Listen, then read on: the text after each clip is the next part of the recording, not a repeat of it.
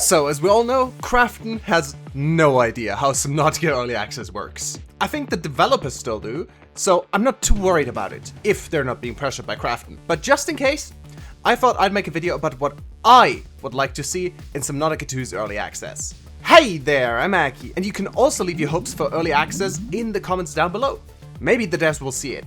This video is less about specific features I want to see or don't want added to Subnautica 2, but how to handle early access. So I'm not going to talk about specific submarines I want or how the DNA system should work.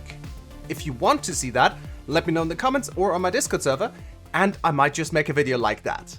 Now, first, and probably the most important part of early access, in my opinion, is being able to influence the development of a game. That's why I think it's super important that the game is mostly unfinished at the start of the early access period. It's fine if we already have a lot of elements in the game, but they should not be close to being finished. The more complete they are, the harder it is to change them, and the less likely we are to actually be able to influence where things are going. For example, currently, I'm not a fan of the look of sea bases. I much preferred the tubular style of Subnautica 1, so if that's still something that's work in progress, that would be a lot easier to change than if they already have all the systems working and integrated with each other. I am curious though, does anyone like this look? Am I weird here? But yeah, I really liked the experimental branch for Subnautica 1's early access. It was an optional version of the game that would receive almost daily updates, with new features being added and changed basically at the same time as the devs were implementing them. It was really cool to see. For example, when the precursor bases were being added, they were just made of white boxes with some decorations scattered about to get a feel for the layout at first. No textures, no lighting, nothing. And that was really fun. I want more white boxes in Subnautica 2. And this one might be an unpopular opinion, but I want to see the bugs.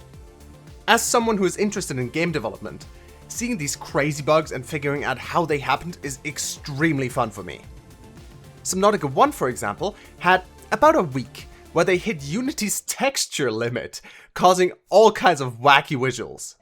Back then, we used to call this the Skittles update, I mean, for obvious reasons, and the community had a great time with it.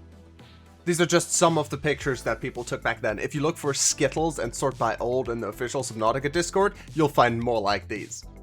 Or, for example, when you went out too far into the void, things would start breaking and distorting. And I mean, everything. Finding these bugs was part of the charm and fun that made Subnautica 1's early access so special to me. And I'd really like to see and feel that again. If we do get some sort of experimental branch with almost daily updates, this is basically guaranteed, so that's probably my #1 request. And this might go without saying, but again, I want our feedback to actually shape the game. Subnautica 1 was only as good as it was because they listened to player feedback from early access. Jacksepticeye, for example, kept complaining about the Cyclops running out of power, so the devs added an upgrade that reduced its power drain. Those are the kinds of changes we need. This might also be a little unpopular, but I do think they should focus on single player first, and basically treat multiplayer as a gimmick until the single player experience is complete, or at least very far ahead. Of course, they can make sure multiplayer works with everything they add, and doesn't cause huge issues, but I really don't want to see them working on things like multiplayer challenges, or multiplayer exclusive submarines that require multiple people to pilot, or even something like a multiplayer story, before the single player experience is basically complete. I think Subnautica is primarily a single player game, and trying to shift away from that would be a mistake. Sure, a lot of people are interested in multiplayer, but at least for the first half of early access, I think it should be more of a sandbox mode where you can mess around with friends, so that the game has a solid foundation to build that multiplayer experience on top of. And while we are talking about priorities, I know story is already a thing, but I'd like it if they focused on the actual gameplay first and adapted the story around that. Again, Subnautica 1 was mostly an open world sandbox game, until some YouTubers helped it go viral and allowed the devs to expand the game's scope and include a proper storyline. And that resulting story was mostly experienced via environmental clues and passive storytelling, which was only possible because the world already existed before the story. If we get that experience again, I think Subnautica 2 is gonna be really fun. As for biomes, I do agree we could use some more open and spacious biomes to maybe make bigger submarines more viable. But these details aren't as important at the start. While there's a lot of discussions about we want bigger biomes, no we want more caves, or no the map should just be twice the size or something, I think there should be just a generic dunes-like biome that covers all the areas of the map that haven't been worked on yet. That way, we can get a feel for what the scope is and how big the map will be, and maybe even a rough feel for which parts are more dangerous or deep, which parts are smaller or more open. And then, as more biomes get added, it would slowly be replaced by different ones, chunk by chunk. I think this would be way better for pointing out things that we don't like or would want to see changed, than just having new biomes appear in nothingness. Now, this point is more of a technical one, but for Subnautica 1, the devs used Trello to show us what they were working on when, what ideas they had for future creatures, tools, and systems.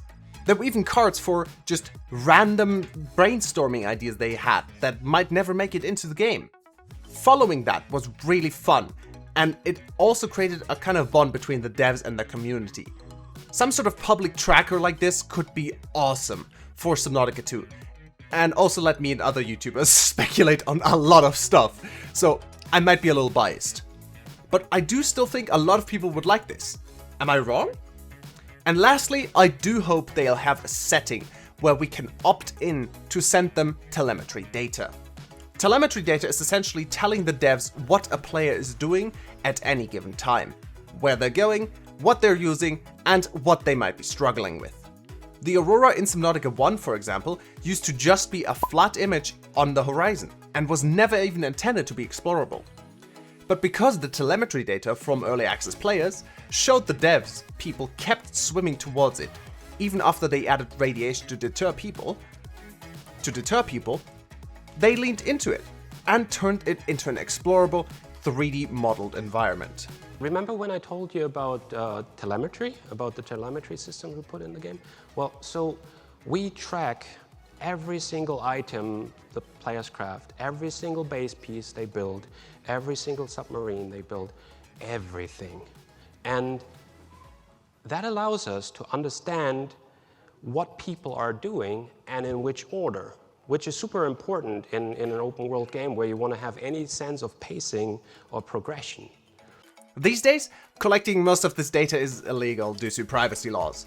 But if there is a way we can opt into sending them this data anyways, I think they should let us. I think the game can only be better if the devs know how players behave, and I would gladly send them my data, as long as they promise to keep it from Altera. So, is there anything you want out of early access? Or something I mentioned that is actually a really bad idea? Let me know in the comments. If you enjoyed it and are looking forward to Subnautica 2, leave a like and subscribe for more Subnautica content. But for now, thank you very much for watching, and as always, I'll see you next time. Goodbye!